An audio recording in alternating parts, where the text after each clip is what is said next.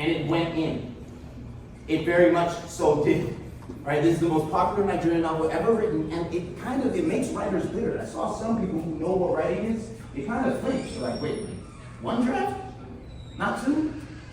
First try. He submitted it, he didn't look. When he woke up, he was famous. He's quoted to have said, I don't know what the life of a struggling writer is. Right? A little bit of pride, but you can't lie, right? He was blessed. Now, because of this thing being one draft, we understand that this thing was organic. He did it in one try, so there's no denial of it being organic. Chinua Achebe organically captured the Nigerian spirit with this novel. That's the reason why it resonated across Africa so well. It resonated across the world so well because he was getting at a truth. Now, it's funny. I like that I'm teaching this at HCU because the room is packed full of Nigerians. All right? Because some of the things that are in that book, if you don't remember it, I've had Nigerians get mad at me for bringing it up. But these things are true, okay? And the reason why this book got famous is because these things are true. They might be stereotypically true. Not every Nigerian man is like this. But Chinua Achebe did successfully capture the Nigerian man. And I'll read you a part of what his main character was like. His main character's name is Okonkwo. Okonkwo is a powerful Nigerian man. It says in the text that when he walks on springs. The back of his heel never touches the floor. He's always walking on his toes. He's ready to pounce on anybody. He works really hard. But let's look at it. It says, Okonkwo ruled his household with a heavy hand. That sounds like a Nigerian house to me. Right? His wives, especially the youngest, right? He had multiple wives because this is pre-Christian, obviously, right? His wives, especially the youngest, lived in perpetual fear of his fiery temper. This is a common trope in a Nigerian house. You tiptoe. You don't want to upset anybody, right? Because if you upset somebody, you may end up upside down, right? And look what it says. But it digs into it because Chinua is actually, he digs into the psyche of the Nigerian man. It says, perhaps down in his heart, Okonkwo was not a cruel man, but his whole life was dominated by fear. His whole life was dominated by fear. What kind of fear? It says the fear of failure and weakness. Now we all can relate with that, right? But how scared are we? The people who are the most scared amongst us become rich. They do. They're terrified of being poor. They work hard like something is chasing them, and they become a CEO somehow. Because they're scared. Fear is a propellant force. It's something that takes us places. I promise you guys, wherever you're trying to go, you'll run faster if there's a dog behind you. Right? You'll get there faster if there's something chasing you. Right? And for Okonkwo, the thing that's chasing him is failure. The thing that's chasing him is weakness. Specifically, the failure and weakness of his father. But let's look at his father. His father is a man named Unoka. And Unoka, he's nothing like Okonkwo. Or rather, let's say Okonkwo's nothing like Unoka, right? That's his father. Right? Let's look at this thing. You see the top of this? It says fear equals respect. Now, to a certain extent, this is true. Fear and respect, they go hand in hand. Sometimes they're so synonymous, it's hard for us to differentiate the two, right? Like in Texas, we're very polite, right? We respect one another. We call it Southern hospitality, right? But we all also might be scared because we're all carrying, right? We all got something on us. Right? I don't have anything on me right now, but it's a part of why we're so polite in Texas because, hey man, I'm scared, right? Like I don't want you to, are you good? I'm good? We're good, right? And then we move on, right? There's a politeness about it, but there's a mixture of fear. I don't know, fear equals respect. Respect equals fear. Like if you treat someone with respect, like what's respect? Someone gets up from their seat, you know that's their seat, you don't take their seat. Are you scared of them? Yeah. In a way, I would say you're scared of them if I was trying to trigger you, right? But if I wasn't trying to trigger you, I'd just say you respect them. These words are interchangeable. Fear and respect are interchangeable. When people hear that they're meant to fear God, they think that he's a monster, right? Fear and respect are interchangeable. Let's look at this. It says, Unoka, in his day, he was lazy and improvident and was quite incapable of thinking about tomorrow. So his father, it's going to sound funny, a little silly, his father was fearless. His father was fearless. He wasn't scared of failure. He wasn't scared of being homeless. He said, I'll be homeless tomorrow, that's cool. He wasn't scared. He was a fearless man. And I know what I'm saying is, y'all, some of y'all are thinking it's good to be fearless. Right? But Okonkwo was broke. Because he wasn't scared to be broke. Right? We should all, I hope you all in here are terrified of being broke. Right? It's a good fear. Unoka was not scared about that. He was fearless. Right? It says both, look at this. It says Unoka was of course a debtor. He owed every neighbor some money. Now I know that sounds bad, but at the same time, I promise y'all, it's, you know who can owe a lot of people money? A likable person. It's like when people like you, they might give you some money. When people don't like you, they don't give you money. And it gets worse and worse, right? Someone will have to really like you to know that you owe 5 people money and still give you money. You know that, right? Like they have to really like you. They have to know, like, I mean, it's not going to be that, but it's Unoka. It's Unoka, man. We all like Unoka, right? So somehow he owed everybody money. That's a feat. It's something that is kind of fearless, right? I mean, only a bold man can have the guts to owe everybody they see money. Everyone in the village, when they saw him, they were like, bro, where's my 5? Where's my 5? And he'd always be like, that's all he do. He'd just dance away. And they would dance with him because he was Unoka, right? So, both Unoka and his son, Okonkwo, have disproportionate amounts of fear and fearlessness. There's a proportion of fear that we're meant to have.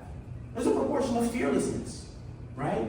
There's a tinge of fearlessness in the businessman who's not scared of his business failing. There's a tinge of that. He's not scared that he might end up homeless, right? Obviously, he has faith that he won't. But the man who's just so scared of being homeless will never take that business risk, that endeavor, that investment that might risk it all. He won't. He doesn't have the guts, right? So Unoka, on his side, he always has hope. The fearless man always has hope. Even if he goes homeless, he has hope. Even if he owes everybody money, he's like, I'll pay you back. I'll pay you back. I promise. The benefits of Unoka's disposition is that people really like him. That's how he's able to owe so much money. The benefits of Okonkwo's disposition was that people really respected him. People really respect Okonkwo. In part because he had so much money. But if you're comparing these two, you can guess now that people don't really like Okonkwo. They don't like him. When he comes around bouncing, he walks on his toes, he's the most powerful man in the village. They respect him, but they don't want to hang out with him. People hung out with him no time. I mean, they'd ask him for their money, right, when they're done hanging out, but they would pull up and hang out with him, right? No one wants to hang out with the man who rules his house with an iron fist. The people in his house were terrified of him. When they heard him coming, they'd find a way to not be in the room. But they respected him. They respected him heavily. They respected him greatly. Okonkwo was always worried that he would lose. And at first I was going to put, when I wrote this, at first I was going to put lose respect. But then I thought no, he's worried about losing. In general, he does not want to lose. He is terrified. Now, there is a such thing as good fear. I hope you guys have been capturing that idea as I've been putting out. There's a such thing as good fear, right? There is the kind of fear, and remember what I said about fear. Fear is respect, right? Respect is fear. There's the kind of fear that needs to be evoked in a courtroom, isn't there? Right? When you're in a courtroom, even if you know the judge, you can't be like, I'm not guilty, Martin. You can't call the judge Martin, even if you knew him, growing up, right? The judge also can't wear a Hawaiian t-shirt. He can't.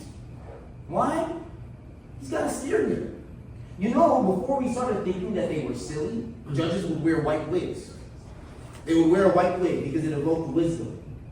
But then we started thinking it was silly, so they took it off. The reason why they wore that wig was because it was scary. It was like, oh, you look old. You look like I should respect you. They're literally wearing a costume, right? They put on a costume that evokes fear out of us, and it's a good fear, right? You refer to this dude that you knew in kindergarten, you're like, Your Honor, right? The second he takes off the cloak and the wig, you could call him Martin, right? It's the costume that does things for us. And there's a lot to write down, so I just put the number 88 because in this book, page 88 captures this thing that I want you guys to understand about this culture. They also had a court proceeding. They also believed that there was a such thing as good fear. Okay? This is how their court worked. What I'm about to read to you won't sound like your common courtroom, but this is how their court worked. The drum sounded again and the flute blew. The Egugu house was now a pandemonium of quavering voices.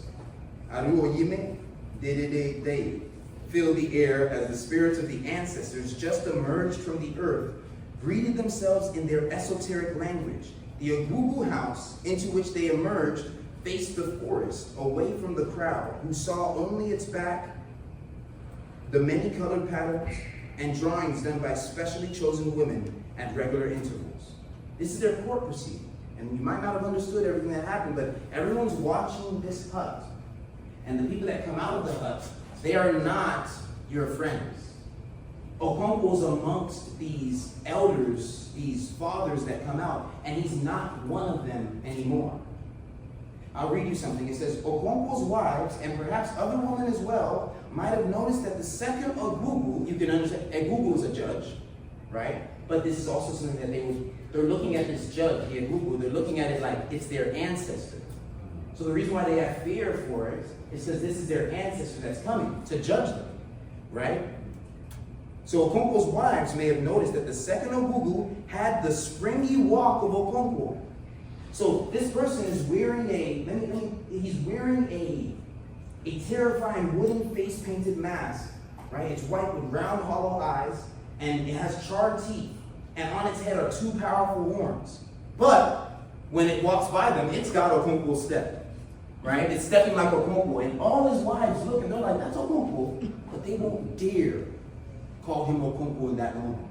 Why? Because he's wearing the wig. He's in the gown. He's playing the judge right there. He's wearing his costume, right? When we look at them, we think, oh, I mean, this thing is a masquerade, or this thing is this guy looks like it's Halloween. But no, we're just as silly, right? Why does the judge have to wear a wig? Why does he have to wear a cloak? Why must his seat be higher than you? Why must we all rise when he comes into the room? That play we're doing helps us to fear. It helps us to realize where we are and who we're dealing with. We're not dealing with Okonkwo, we're dealing with the Egugu, right? We're not dealing with Martin, we're dealing with the judge, right? We're dealing with Your Honor. That should give you an idea of what good fear is and how it's captured within this story, within this book. But talking about good fear is good. But talking about bad fear is actually better. Because good fear, we know it's good. We know that it's healthy for us to have good fear. But bad fear is whatever makes us deviate from what is true. There are a lot of things that are like bad fear, right? The Bible tells us very clearly in 2 Timothy chapter 1, verse 7, right? This Christian Standard Bible says, "For God has not given us a spirit of fear, but one of power, love, and sound judgment." Now, we can't run with that concept. God has not given us a spirit of fear, so that's why I'm fearless. That's why I don't care if I'm homeless. It's like, no. What that means is God hasn't given you that spirit to guide you. You're not guided by the spirit of fear. If you are guided by the spirit of fear, your judgment will be narrow. It's just like the spirit of anger. Has anybody in here said something they didn't mean when they were angry? Right? You were taken by that spirit, and it made you say things they didn't mean. In the same sense, the spirit of fear is a bad thing when you're taken by it. When you're not doing what you want to do, you're doing what fear wants you to do. And there's a stark difference. All right? When we are being led by the spirit of fear, it limits our power, dampens our love, and keeps us from thinking clearly.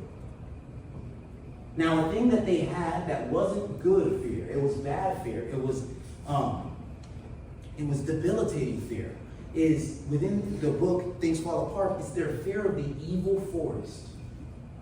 The evil forest is exactly what it is. It is a forest that they think is evil. Yeah? And now, they don't have a Christian foundation. And so when they see evil forest, right, they see the unknown, they see what they don't understand, they stay away from it. With a Christian foundation, if you hear about something like an evil forest, you're going to go cut down every tree. Like, why is there evil near me? Right? There's a determination when it comes from that. But this fear of the unknown, let's look at it. It says, the evil forest is a symbol of the unknown.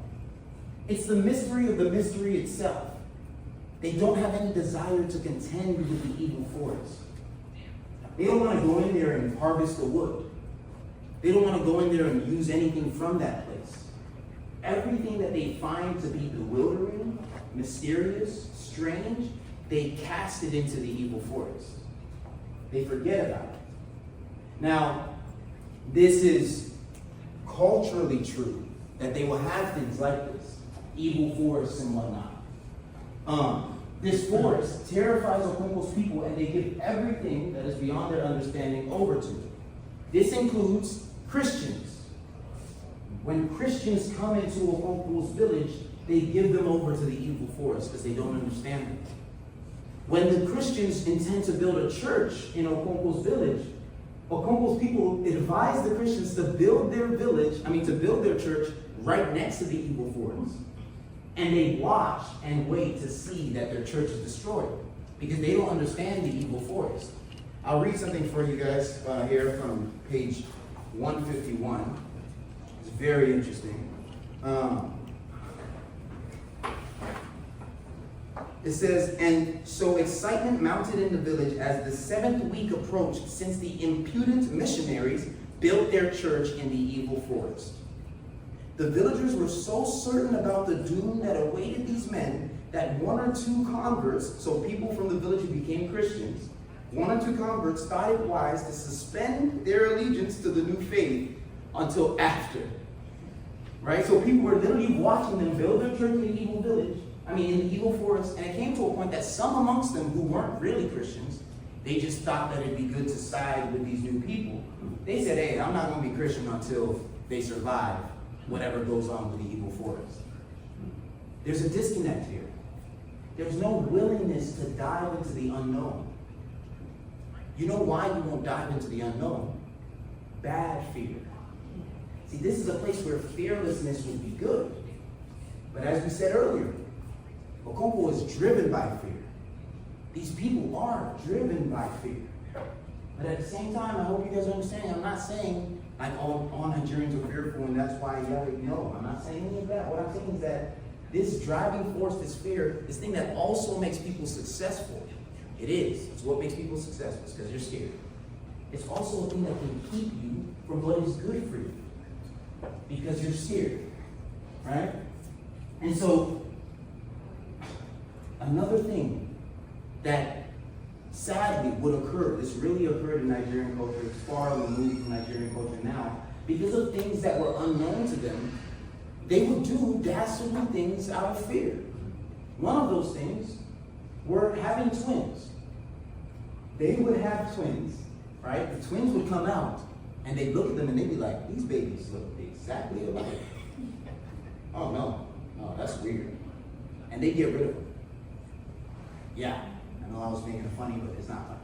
It's not very funny. They would have twins because the twins were so bewildering to them, because this was the unknown, because they didn't know what it was. It's like, how did this happen? They would get rid of both of them.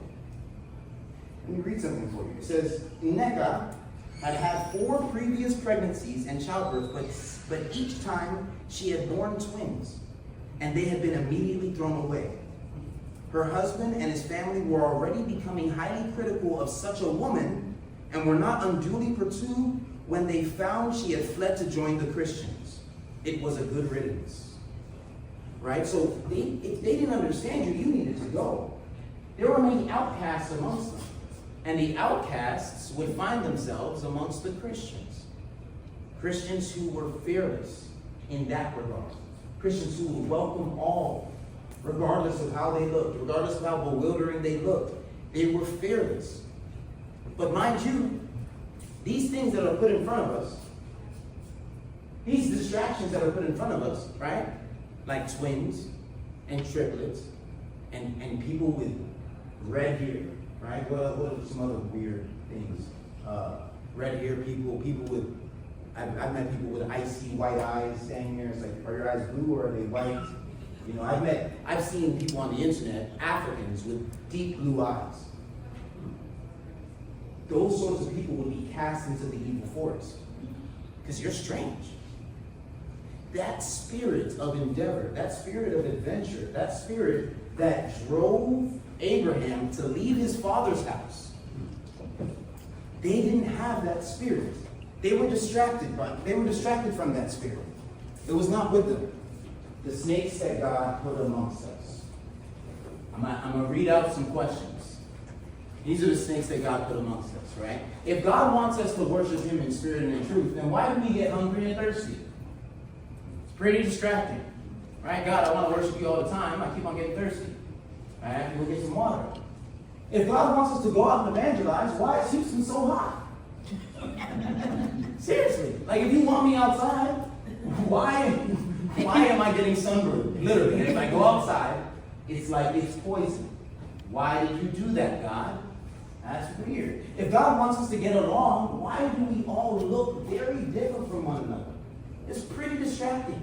Like if God wanted me to be cool with all my kids, why would some of them come out black skin, blue eyes? That's weird. That's pretty distracting. Right? If God wanted me to love my kids, why would I get twins? That's weird. That's pretty distracting. Right? Why don't we all just speak exactly the same language, look exactly the same, so we can worship exactly the same God? Why did he add all of these snakes, is what we're calling them? Because they're problems almost. Right? I mean, there may be one or two of you in here who would vote no, but if I said, hey, can we vote that snakes don't exist? I feel like most people would be like, oh yeah, let's get rid of all the snakes. I never even liked snakes, right? Ask people in Ireland, right? They don't even like snakes, right? People don't like snakes. But God put them amongst us. God made snakes. If God wants us to spread the good news about his son, then why did he make us speak so many different languages? You really might want to preach the gospel and you meet someone who doesn't understand you. Why would God do that? That is really distracting.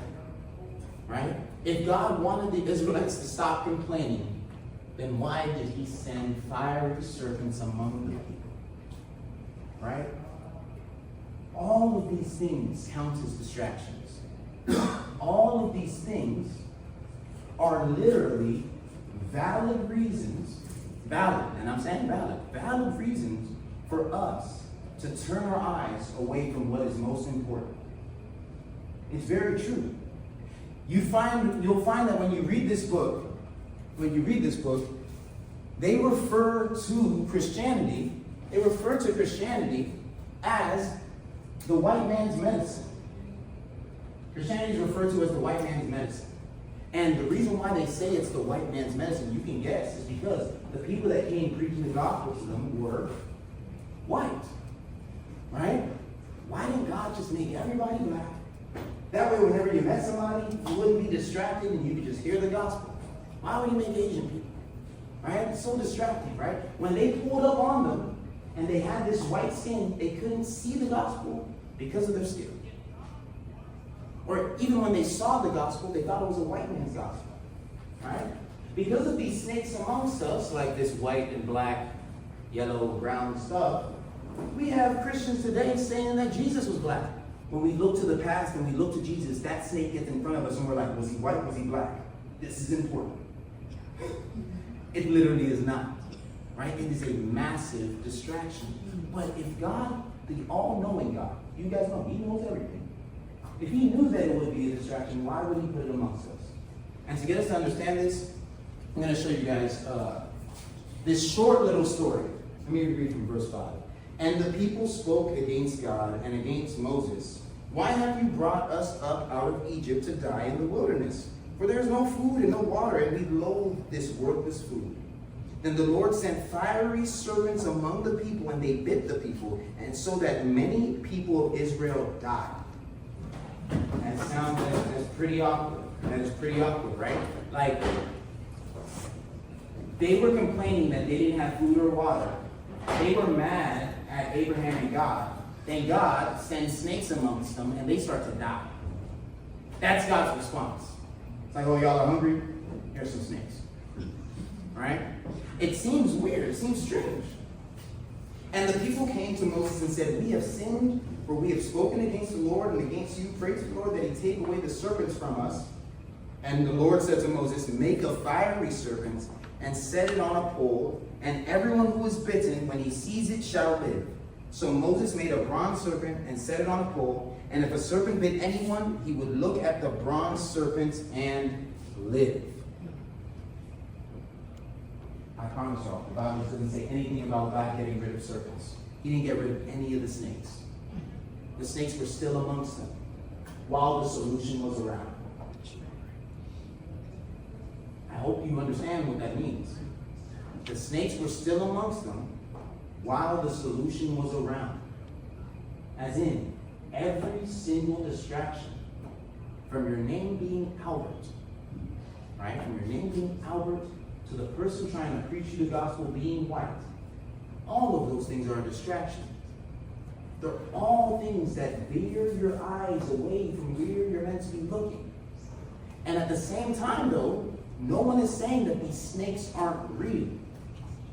Right? No one is saying that something like colonialism isn't real. Right? What happened to Chinua Achebe is very real. What is captured in Things Fall Apart, the colonialism that's captured in Things Fall Apart is very real. No one's saying racism is fake. No one's saying the distractions are fake.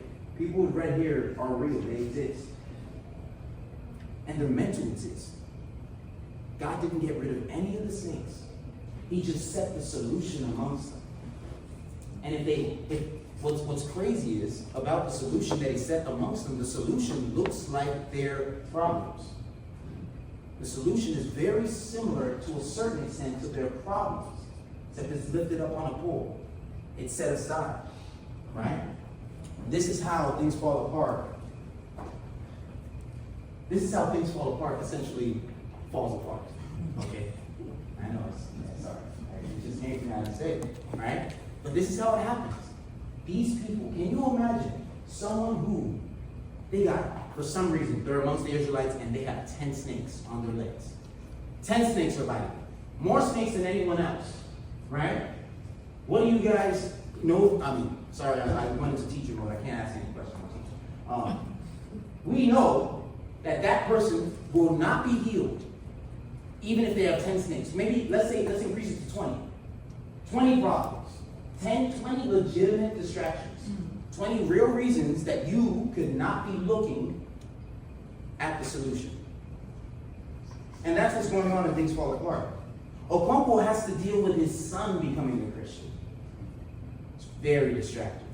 Because his son starts to move away from what they find to be culturally valid.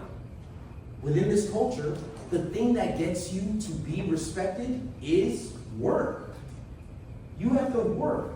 If you remember what I was speaking about in the beginning, fearful people are the ones who work the hardest. It's people that are terrified. They're scared. Like Adam in the garden.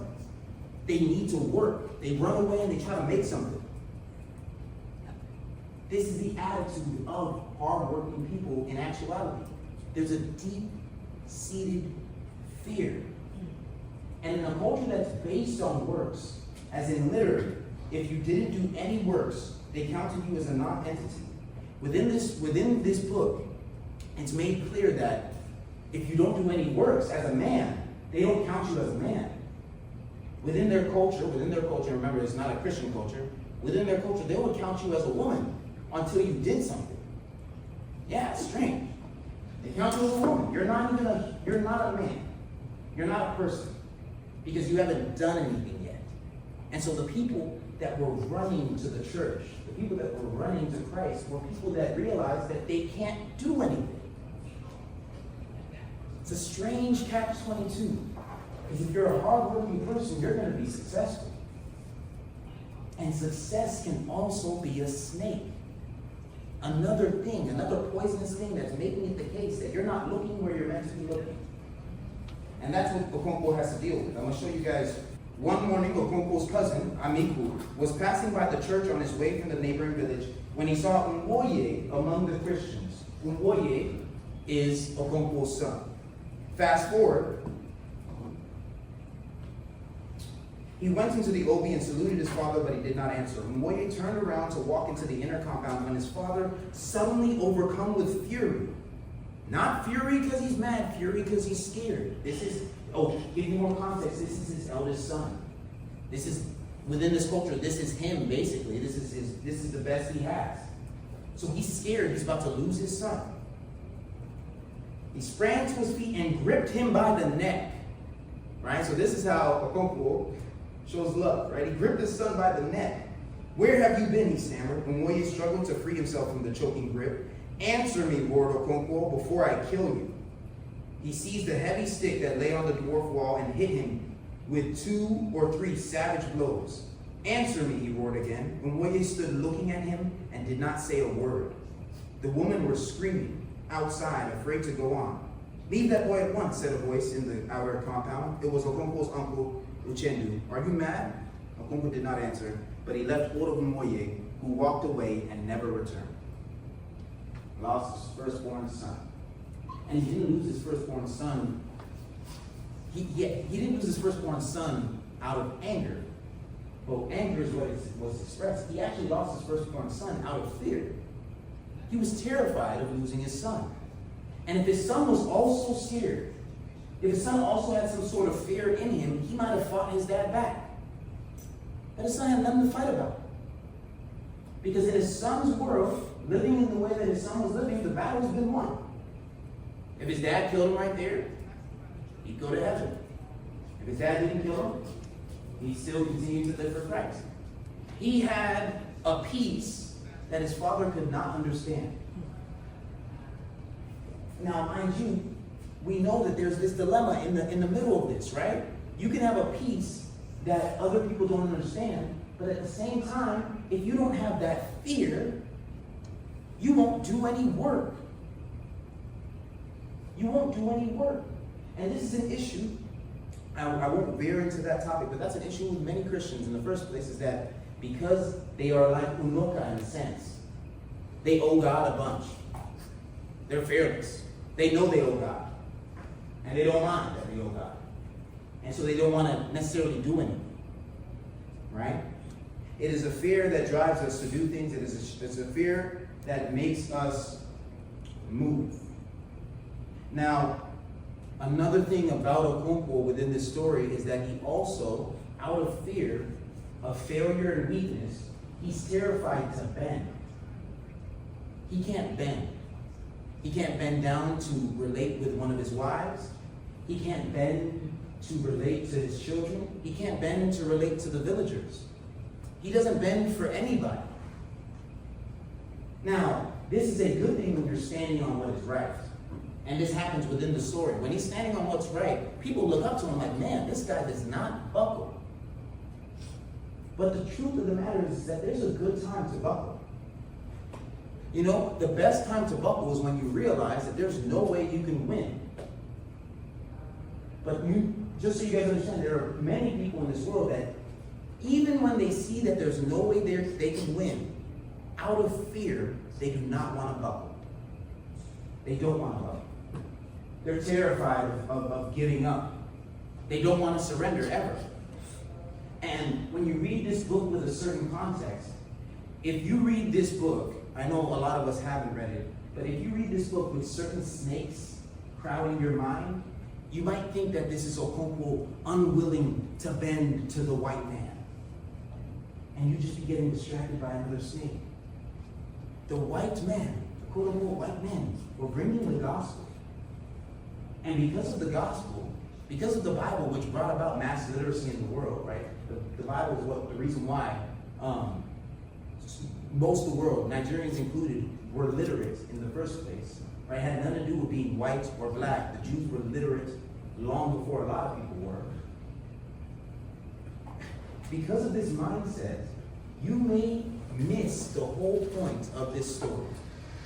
If you get fixated on the fact that the people bringing the gospel to Okonkwo are white, you'll miss the blessing that's within this story. The reason why Okonkwo cannot submit, not to the white man, to Christ, the reason why he can't submit to Christ is because he would have to admit that he's weaker than someone. That there's someone who has more strength than him. And when he hears the story, the Christian story, and you'll find it within this book, when he hears the Christian story, he's bewildered by it. This is part where I ask why. I don't need to ask why, I'm going to tell you guys why. He's bewildered by it because Jesus dies on a stick. That's God? To someone like Okonkwo, that doesn't even seem like a work. It's like you didn't even do anything. They were trying to kill you and you just surrendered? To Okonkwo, Jesus sounded like a wuss. Like, man up. Don't bend. But you see Jesus doing something that is a lesson for us all near the end of his life. He literally says, hey, God, if there's any way that we can not have me crucified, if there's any way where I don't die and somebody else, maybe anything else happens, can we do that? Jesus gets no response. And so he says, not my will, but your will be done. Right? God demonstrates a bending, a submission of sorts. God, the Son, submits to the Father. And this is something that Okonkwo cannot understand. It's deeply rooted in Nigerian culture. If we go back and look at the name, Chinua Achebe's name. Did I say that right? No, I didn't. Chinua Achebe. If you look at his name, you can see it rooted in the culture. This is not God's spirit. This is not greater spirits come and fight for me. This is not help me, O gods. His name literally means my spirits come fight for me. The word, the Igbo word Chineke, it means God.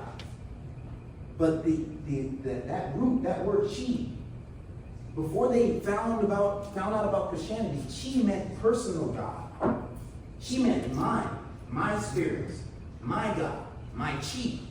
This is me.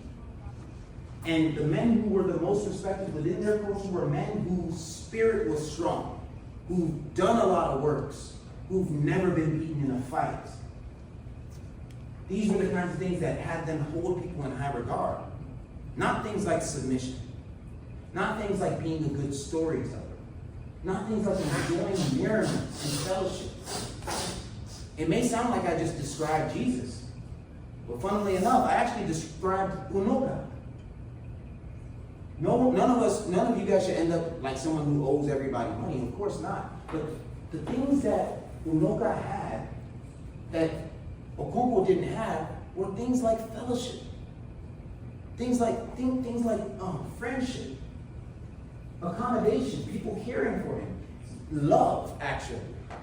And this is what comes when you're actually a bit fearless, when you're not scared of the color of someone's skin, or scared of someone's age, or scared of someone's political standing or political view. If you're not distracted by any of that and you're fixated on something greater, you can overcome any sort of fear. Sadly, within this story, and it's funny, I was talking to Professor Marcos earlier about how I didn't want to spoil the end for you guys because I want you guys to read the story. You guys mind if I spoil the end? Y'all good? It's because y'all aren't reading. Spoiling. Okay, the way that it goes, right? The way that this story goes is that, I mean, imagine the world where Okonkwo can't bend. He can't bend. He's terrified, but he also can't bend. Something like a Judas. You know that when Judas killed Jesus, he could have submitted to God still. He could have asked for forgiveness. He didn't because he was scared. He was so scared, so overcome by the spirit of fear that he killed himself. That is what the spirit of fear does for you. Just like how they got the twins and they were bewildered and they had to kill something. I'm telling you, just like that, when he ran into this bewildering thing like the gospel, and how these men who are more powerful than him are telling him that they're more submissive than him at the same time. You have to understand how bewildering that is. That these men will come through, they come with the gospel, they're stronger than you, but they want to help you. They're stronger than you, but they want to educate you. They don't want to take everything from you, they just want you to follow Christ. Okonkwo could not bend towards this. And I'll show you guys. I already told you guys that his firstborn son becomes a Christian, right? The tension within the village is surmounting, is building up, right? Because people are getting divided. And this is what Christianity is meant to do, just so you guys know, right? Is it Matthew something? Where Jesus says, I didn't come to bring peace to this world, right? He came to bring a sword, a dividing force of sorts, right? And that's what occurs in their village. Sons turned against their father turned against their sons, right? People are fighting each other.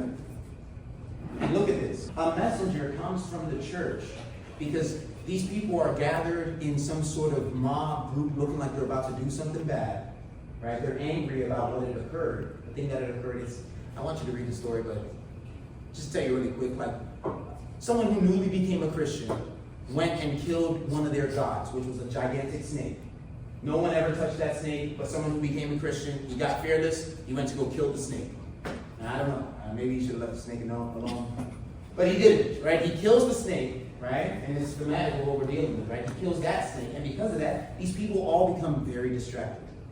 He sprang to his feet as soon as he saw who it was. He confronted the head messenger, trembling with hate. This is Okonkwo, trembling with hate, unable to utter a word. The man was fearless and stood his ground. So the man who walks up to them, he's an Igbo man, he's from their tribe, he's fearless in front of them. Like, what are y'all gathering together for, right? He knows to live as Christ, to die as gain. But this man, the Christian man who also comes in front of him, he's also distracted by the snake, by one of the snakes. And you guys, I hope you're thinking to yourself about, like, what snakes keep me from looking forward? What's biting me? Let's look at what he says. It says, the man was fearless and stood his ground. His 4 men lined up behind him. So it's 4 men, 5, 1, 4 behind him. In that brief moment, the world seemed to stand still, waiting. There was utter silence. The men of Umuofia were merged into the mute backdrop of trees and giant creepers, waiting. The spell was broken by the head messenger. Let me pass, he ordered. What do you want here? They say to him. Then he says, the white man, whose power you know too well, has ordered this meeting to stop. Right? So someone from their church told them to get them to stop having this mob meeting because it looks like they're about to do something crazy. But when the messenger sent to deliver them this message, and this messenger, he's not Jesus, right? He doesn't know how to deliver the message correctly. He tells them, hey, white man's coming, that's not what he was told to say. That's just one of the snakes that he's distracted by. And so he brings it to the forefront. And the second he says this, in a flash, Okonkwo drew his machete. The messenger crouched to avoid the blow. It was useless. Okonkwo's machete descended twice, and the man's head lay beside his uniform body. Okonkwo kills this man in front of everybody. And he doesn't do it just because he's angry. He actually does it because he's scared. But everyone else is just as scared as he is. It says the waiting backdrop jumped into tumultuous life and the meeting was stopped. Okonkwo stood looking at the dead man. He knew that Umuofia would not go to war. He knew because they had let the other messengers escape. They had broken into tumult instead of action. He discerned fright in that tumult. He heard voices asking, why did he do it? Why did he do that? He wiped his machete on the sand and went away. So, no one else, everyone else is bewildered by Okonkwo's action. They asked why he did it. And I'm telling you guys, the reason why they're weirded out by his action is because they weren't as scared as he was. They weren't that scared. They didn't think that it was like, they didn't think their lives were in danger like that, but he was terrified. And out of terror, he committed that act. He did this horrible thing. And I'll read the end. It says, the story of this man who had killed a messenger, and this is symbolic too. The story of this man who had killed a messenger, you guys should understand Jesus was a messenger as well, right? The story of this man who had killed a messenger and hanged himself would make interesting reading. One could almost write a whole chapter on him, right? And he writes a whole book. But Okonkwo, out of fear, out of the terror that he's in, he kills the messenger. A messenger, I know it's a reach to say messenger of God, but he was coming from the church, right? He was coming from the church, and what he had to say was, hey, white man said you should stop, right? He should have said maybe stop in the name of Jesus or something, right? But he's distracted by that sin. He brings it up. Okonkwo kills him. And because Okonkwo's terrified himself, instead of bending and submitting to the people, like, hey, what do you all want me to do now? He takes things into his own hands. This is what the fearful person does. This is what Adam did in the garden. He got scared. He took things into his own hands.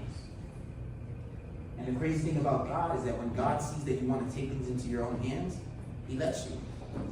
Like he lets you take it all. Take all the burden. You want all the snakes?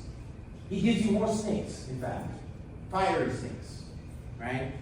Whilst still putting the solution amongst you. The sad part for Okonkwo was that he could not see the solution. And it was because of the fear that was in his heart. The same fear that made him successful is the fear that led to his doom. Any comments or questions? You guys about done.